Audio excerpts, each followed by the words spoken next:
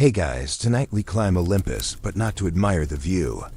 No, you're here to witness the sex life of the most powerful, most problematic, and most perpetually shirtless figure in Greek mythology, Zeus. You press your back against a marble. Columns slick with mist as thunder rolls above you. The clouds glow with flashes of divine electricity, but you're not struck yet. Somewhere nearby, a peacock screams.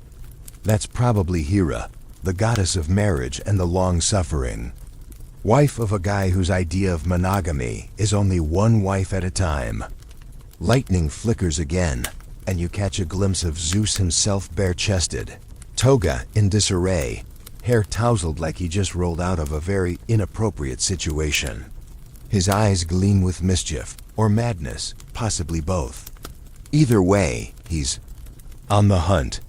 You duck behind a laurel bush as he smooths his beard and mutters something about descending to earth, just for a bit of fun.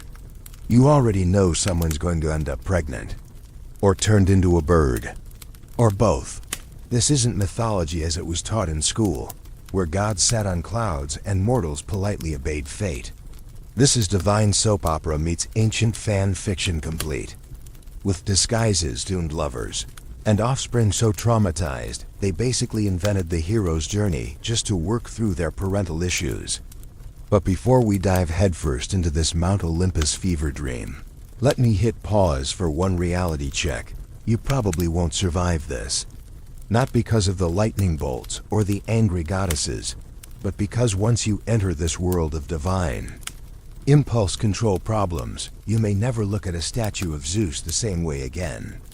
So before you get comfortable, take a moment to like the video and subscribe, but only if you genuinely enjoy what I do here. Also, drop your location and local time in the comments, so I know exactly which mortals are listening when the gods inevitably seek revenge. Now, dim the lights. Maybe turn on a fan for that soft background hum, and let's ease into tonight's journey together. You're drifting now. You blink, and suddenly you're in ancient Greece, not the romanticized postcard version, but a smoky, sun-blasted realm of whispered omens and goat sacrifices. The olive trees sway like they know too much. A temple looms on the hillside, covered in ivy and gossip. Inside, the statues aren't just watching you, they're judging you. And somewhere above, the king of the gods lounges on a throne made of thunderclouds and bad decisions. Zeus wasn't always like this, you're told. Long ago, he overthrew his own father, Cronus, who had a nasty habit of swallowing his children whole. So Zeus, being the responsible type, cut him open, saved his siblings, and became king. And then he celebrated. Aggressively, historians still argue whether Zeus's prolific libido was symbolic of fertility rituals, patriarchal dominance, or just the ancient Greeks projecting their own chaotic masculinity onto the sky. What's certain is this: Zeus didn't just dabble in infidelity, he made it his personal brand. His lovers included mortals, goddesses, nymphs, and occasionally objects that shouldn't be capable of seduction. He seduced with words, with power, with weather, with metamorphosis. Ever tried flirting as a golden eagle? Zeus has, and yet behind every conquest lurks a trail of consequences, mothers punished, sons abandoned, entire bloodlines cursed with generational trauma. You might think, why didn't anyone stop him? Well, Hera tried. Oh, did she try? But punishing Zeus directly?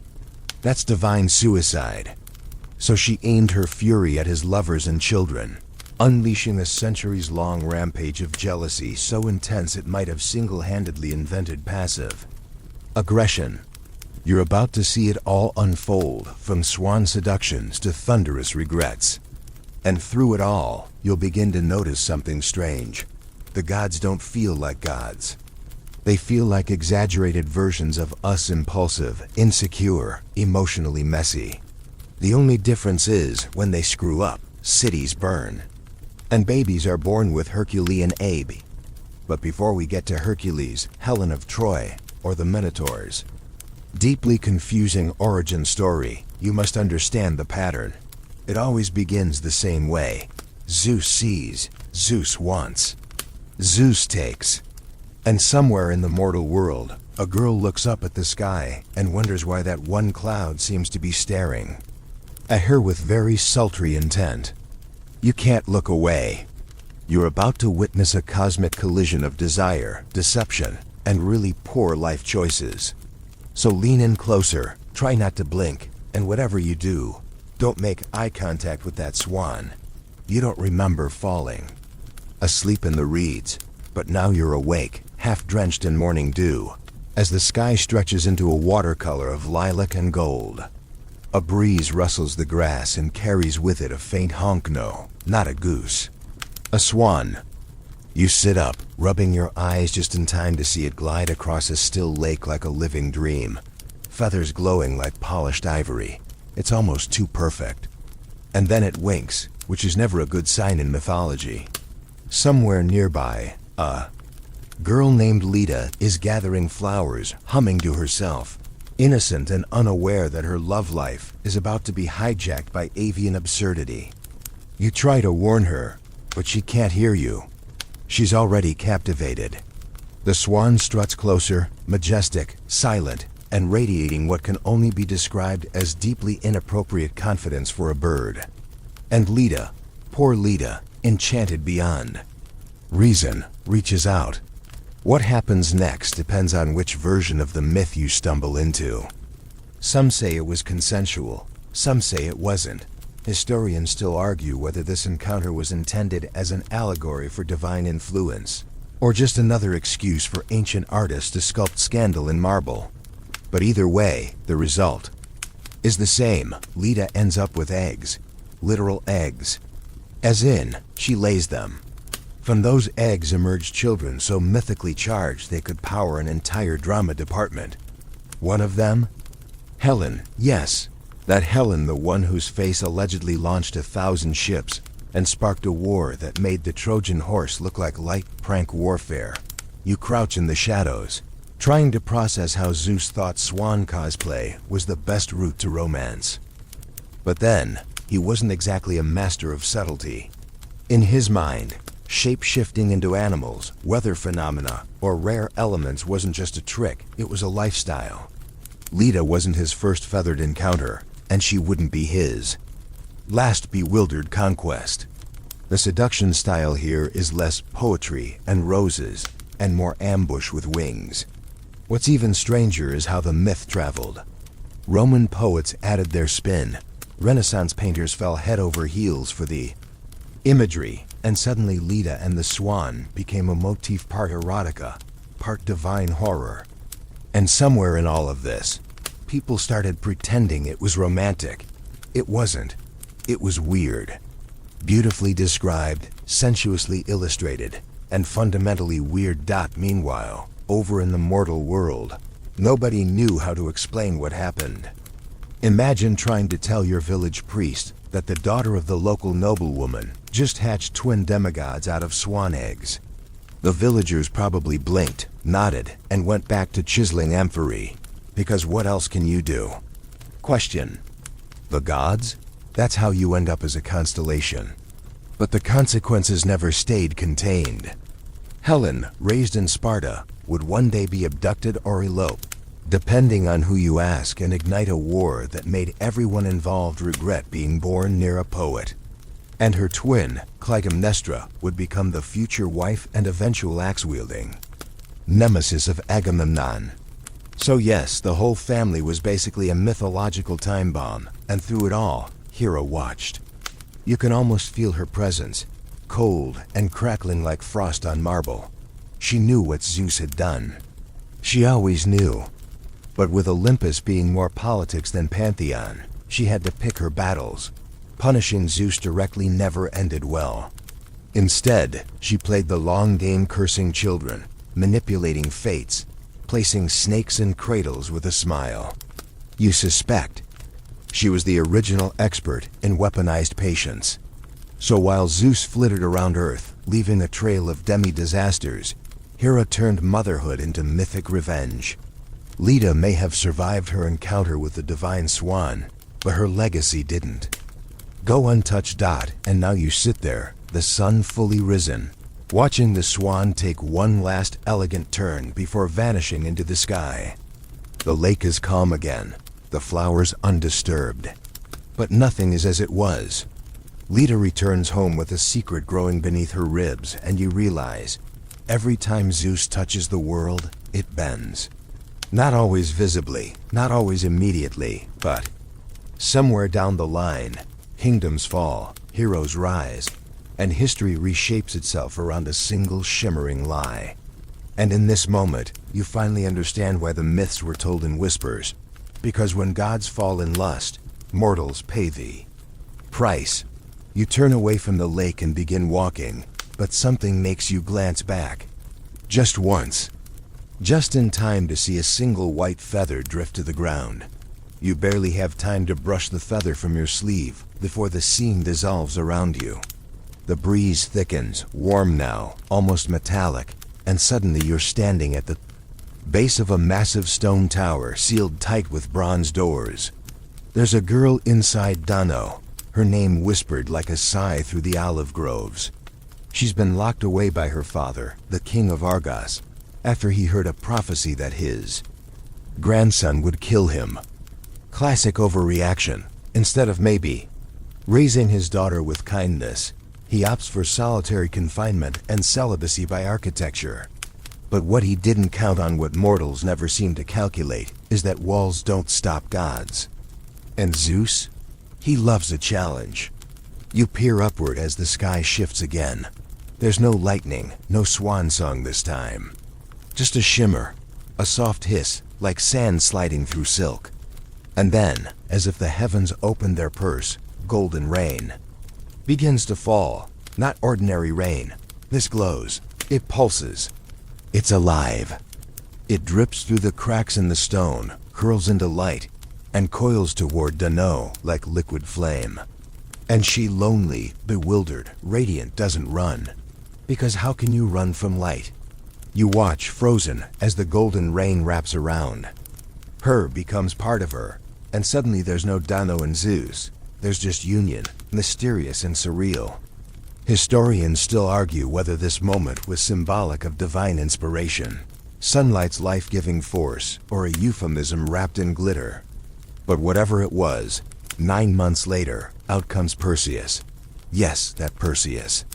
Slayer of Medusa. Rescuer of Andromeda. Builder of bedtime stories. But for now, he's just a baby with a very shiny origin story and a grandfather who's absolutely panicking. You crouch behind a fig tree as a Chrysius Denis' paranoid dad discovers the child. His face does that thing only ancient kings do, where rage and fear blend into dramatic beard stroking and instant exile plans. He doesn't dare kill the child gods don't take kindly to infanticide, but he does the next best thing. Shoves mother and baby into a wooden chest and tosses them into the sea. Real Father of the Year material. And as the chest floats away, bobbing on waves like a divine delivery package, you wonder how many other mortals ended up in danger just for being touched by Zeus. The number's probably higher than the number of temples built in his honor. There's something darkly ironic about it too. Kings and tyrants obsess over controlling fate, but it's always their attempts to stop the future that usher it in. Danae's son would survive, thrive, and eventually fulfill the prophecy. Fate in mythology doesn't just laugh at resistance, it sharpens its claws on it. As the sea fades from view, your surroundings twist again. You're now inside a dusty candlelit hall lined with cracked amphorae and faded frescoes. A fringe scholar, you can tell by the ink-stained robes and that haunted gleam in his eye, leans toward a crowd of bored aristocrats and whispers about Denis' tower. Not just as prison, but as metaphor. He claims the golden rain was code for fertility rites, a poetic expression of male divinity fertilizing the earth womb. A nearby noble snorts wine through his nose. Another theorist chimes in, arguing the story's really about patriarchal fear of female power, about how locking women away only amplifies their mythical resonance. And in the corner, someone quietly sketches a very inappropriate urn. Meanwhile, up on Olympus, Zeus is probably whistling. He's left another seed in the world, another tale of unwanted consequences and unavoidable glory. And Hera, of course, is taking notes. She didn't target Dano the same way she did others, perhaps because this particular liaison had been so strangely abstract. What do you do with a cloud of gold? Curse it? Chain it? In the end, Hera turned her attention elsewhere. But she didn't forget. None of them forget. The gods move on, but mortals inherit the fallout. And so it goes. Another myth born not just from lust, but from loneliness, desperation, and divine mischief dressed up as miracles. As you walk away from the tower, the ground beneath you crunches with old olive pits, and the wind smells faintly of cedar and regret. Somewhere far off, a lullaby drifts over the hills, a mother rocking a child descended from a thundercloud. You wonder if Perseus, as a boy, ever asked where he came from. If Dano answered with honesty or myth. If she said a god loved me, or a god found me. And as you drift into the next dream, you understand. With Zeus, the story is never just about desire. It's about what comes after. The ache, the echo, the storm made flesh. You barely have time to shake off the saltwater memory of Donnie's drifting cradle before your feet hit warm sand, and the air thickens with the smell of fig leaves, brine, and perfume. A beach, shimmering under a sky so blue it looks freshly painted. You squint toward the shoreline, and there she is. Europa, princess of Phoenicia, delicate and distracted, gathering flowers with a basket woven from seagrass, entirely unaware that the sky is about to rewrite her fate. There's laughter in the air, the kind that always comes before catastrophe in these stories. You step closer, the sun scorching your shoulders, and there, emerging from the foam like a marble statue come to life, is a bull. But not just any bull. This one gleams white, flawless, its horns curved like crescent moons, and its eyes too intelligent to belong to anything mortal. Europa looks up, their gazes lock. And right then, you realize this is not a beach day. This is a kidnapping dressed as a meet-cute. The bull nuzzles her gently, lowers its massive head, and somehow, impossibly, she climbs onto its back. Why? Historians still argue whether this moment was a metaphor for divine possession, patriarchal dominance, or simply the irresistible pull of something otherworldly disguised in beauty. But as soon as she's seated, the mood shifts, the sand stirs, the wind holds its breath, and the bull bolts straight into the sea. You run after them, helpless, breath caught in your throat as waves swallow hoofprints, and Europa screams not in horror but confusion, and the bull swims tirelessly, powerfully, carrying her away from everything she's ever known. Phoenicia fades behind her like a forgotten dream, and you realize you're watching an origin story unfold. Not just of a myth, but of a continent. Yes, that Europa. The namesake of Europe. Abducted by a god in bovine drag and spirited across the sea, leaving a trail of poetry, politics, and future empires in her wake. You blink, and now they're ashore on Crete, the island that smells like time and prophecy. Zeus, because yes, of course it was him, transforms back into his glorious, thunder-hugging self and woos Europa properly this time, because why not double down on chaos? She's crowned queen of Crete, gifted 3 magical sons, and left to rule while he vanishes into the ether like a storm pretending it never happened. You step through the olive groves, past statues that still try to capture the moment, Europa draped across the bull's back, half goddess now, half ghost. In some versions, Zeus rewards her with a constellation Taurus, glowing silently above. But in others, she weeps alone, raising demigods in a foreign land, her name echoing through maps, treaties, and mythic postcards. Back in the dusty archives of history, scholars squabble. Was Europa complicit, enchanted, or simply abducted? 1. Fringe historian claims the bull story was an allegory for seafaring invaders stealing daughters from coastal villages. Another suggests the tale encoded ancient trade routes, with Europa symbolizing the link between East and West. But to you, watching her braid her son's hair in the courtyard of a Cretan palace, none of that matters. What matters is how many lives changed because a god decided to wear a disguise. Again, and Hera? Oh, she noticed. She always notices. But for once, she stayed quiet. Maybe she was tired. Maybe Crete was too far from Olympus for her wrath to reach. Or maybe she was simply saving her fury for a more dramatic betrayal. Either way, Europa escapes the full weight of divine punishment, but not the ripple effects. Her sons, particularly Minos, would go on to rule, war, and build labyrinths haunted by monstrous consequences, because every demigod carries a crack in their soul, inherited from a sky father who never stayed for breakfast. As the sun begins to set, you find yourself alone on the same beach where it began. The tide has receded, and Europa's footprints are gone, but the myth lingers, hovering in the salt-heavy air like perfume. You imagine her looking back just once toward the land she lost, not knowing she was being written into maps, into monuments, into the mouth of every student forced to memorize European geography. And somewhere far above, Zeus watches. From his cloud throne, probably smirking, already planning his next costume. You take a deep breath, the sea breeze cool against your skin, and you realize something. With every transformation, Zeus isn't just seducing women, he's reshaping the world in his image. And no one, not even the continents, are safe from being named after a one-night stand. It begins with a glimmersoft, trembling light bleeding across the fields as dawn pulls itself over the curve of the world. You're on the move again, trudging through dew-slick grass, chasing the whisper of hooves and heartbreak. Ahead, a girl named Io stumbles, eyes wide, breath fogging in the cold. But there's something wrong. Her hands are gone. Her voice is gone. She moos. Not cries, moos. Because Io, once a priestess of Hera and a beauty, whispered about in temple gossip, is now a cow. A literal cow. You stop in your tracks as the absurdity punches you in the gut.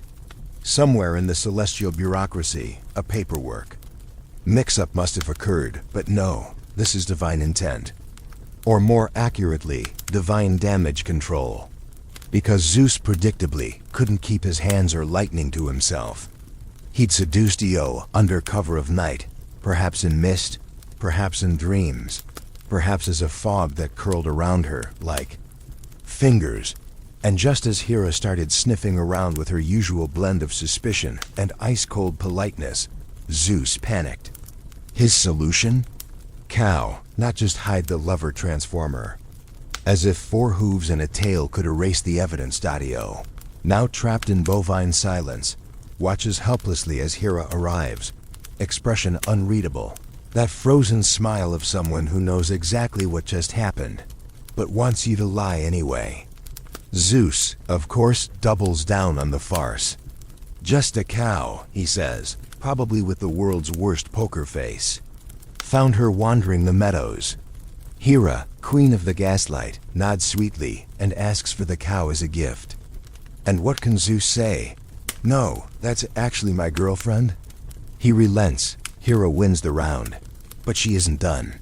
She assigns Argus, her loyal many-eyed sentinel, to guard the cow day and night. No escape, no rest. Just endless surveillance. By a creature who never truly sleeps. You follow Io's hoofprints as they chart a tragic map across the ancient world. From Greece to Egypt, she wanders, constantly hounded literally by a gadfly Hera sends to torment her. Picture it.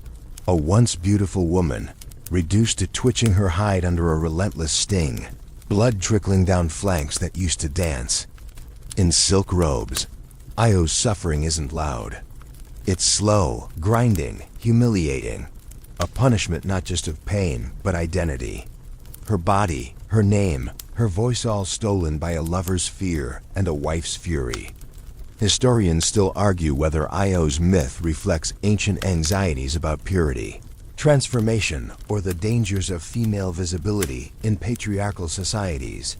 But none of them can explain away the ache of watching her walk and walk and walk with no destination but escape. Eventually, mercy flickers on the horizon. Hermes, on Zeus's orders, is sent to slay Argus. The god of thieves and travelers plays his flute, tells 100 boring stories, and lulls the many-eyed monster to sleep before striking. Argus falls, his eyes forever closed, but not forgotten. Hera plucks them from his corpse and places them on her sacred peacock's tail. A quiet, beautiful horror. Even her grief becomes fashion. It was finally freed, and yet she's not quite free. The sting of the gadfly still chases her, the memory of the pasture, the shame. She crosses lands and legends until at last she reaches Egypt, where the gods are different, the myths more flexible. There, she's restored, turned back into a woman. Some say she becomes the goddess Isis, others that she bears a divine child, the start of a new lineage. Her suffering, like everything else in Greek myth, gets sanitized into symbolism. But tonight, as you walk beside her, hearing the soft crunch of grass under her hooves, watching her eyes shine with confusion and sorrow, you don't see a metaphor. You see a girl who trusted a god and was left to rot in a pasture while Olympus gossiped over ambrosia. You see someone who didn't ask to be sacred, didn't ask to be rewritten, and still walked anyway. You look up at the night sky. There's a constellation named after her, now bright and clean and untouchable. A myth wrapped in stars. But down here, in the mud and the blood, the story remains messy, human, cow-like, and cruel. You hear the lie before you see it. A soft voice, low and familiar, whispering promises in the dark of safety, of home, of love wrapped in the same arms you've always known. But as you round the corner into the flickering torchlight, the lie sharpens. That isn't Amphitryon. That isn't Alcmene's husband standing at the foot of her bed.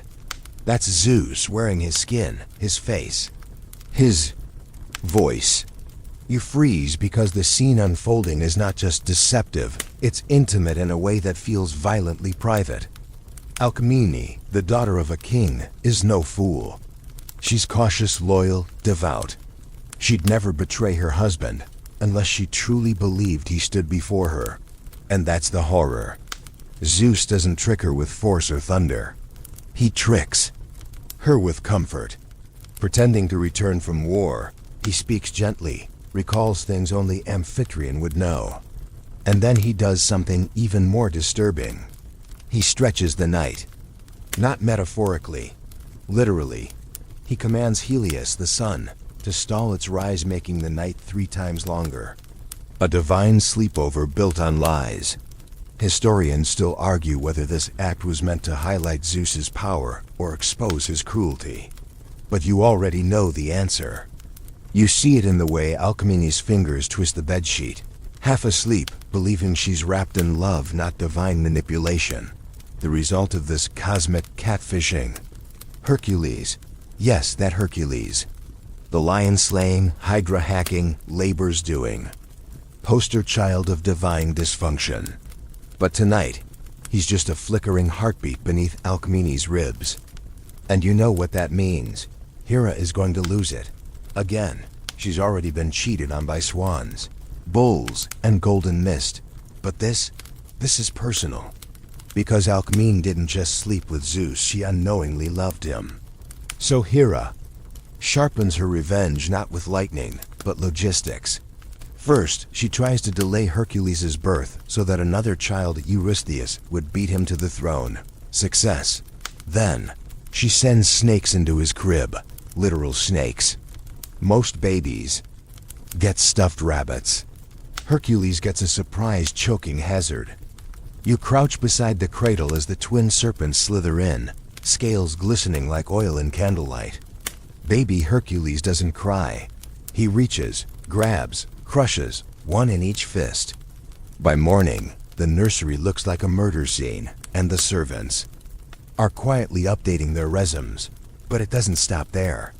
You follow Alcmene through palace halls where rumors slither just as loudly as the snakes once did. People say she must have known.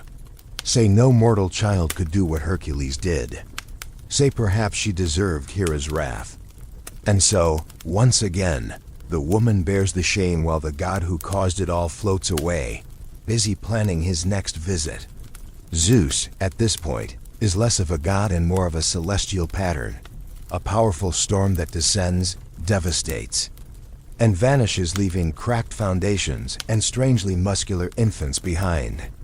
And yet, somewhere in all this mess you feel a strange tug of compassion for Hercules, because he didn't ask for this. He didn't choose to be born of lies and lust. His whole life will be a string of punishments for crimes he didn't commit, atonements. For a bloodline that only ever gave him pain and fame. Alcmene, too, deserves more than history gives her.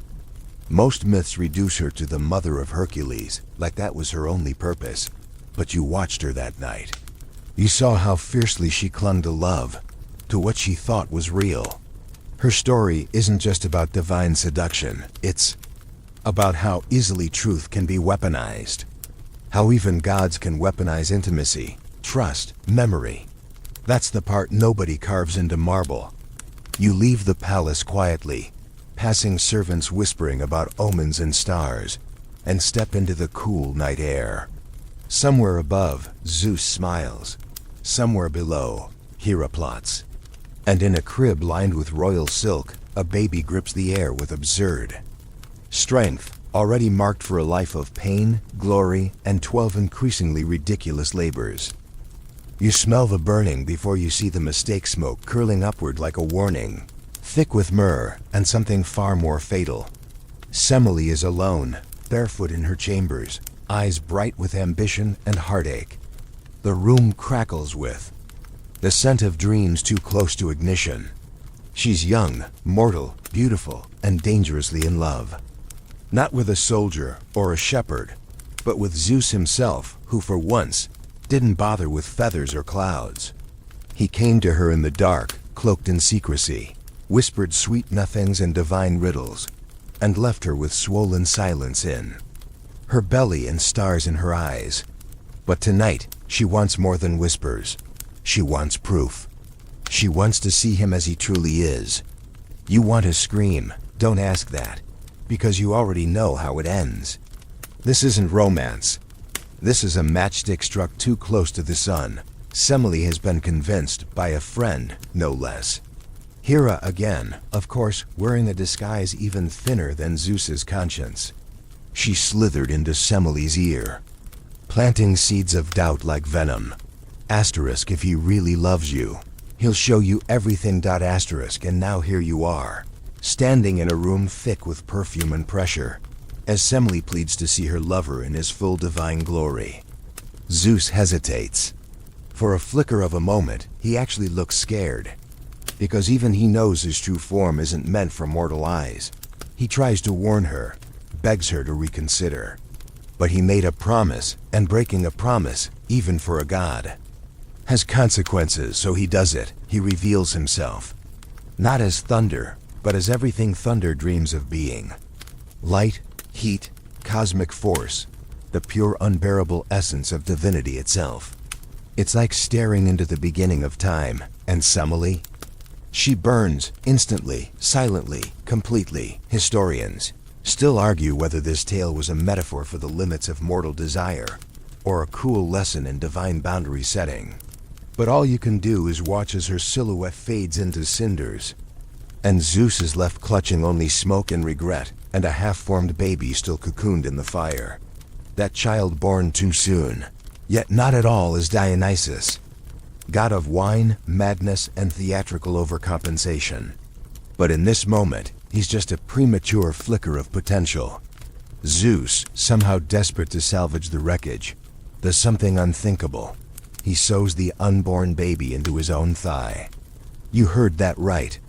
The king of gods becomes a temporary incubator, hiding his grief and guilt inside his body like a secret he refuses to bury. 9 months later again, he gives birth. Not with screams, but with thunderclaps. And just like that, Dionysus enters. The world already tangled in death, rebirth, and extremely confusing family dynamics. You wander through the ash of Semele's former life. Her servants whisper about divine lightning, her neighbors gossip about divine justice, and her name becomes less a person and more a cautionary tale.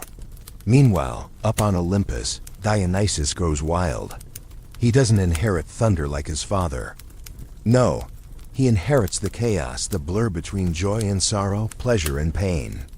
He becomes the god of wine not because it's fun, but because wine blurs memory, softens grief, and lets mortals laugh while they're breaking.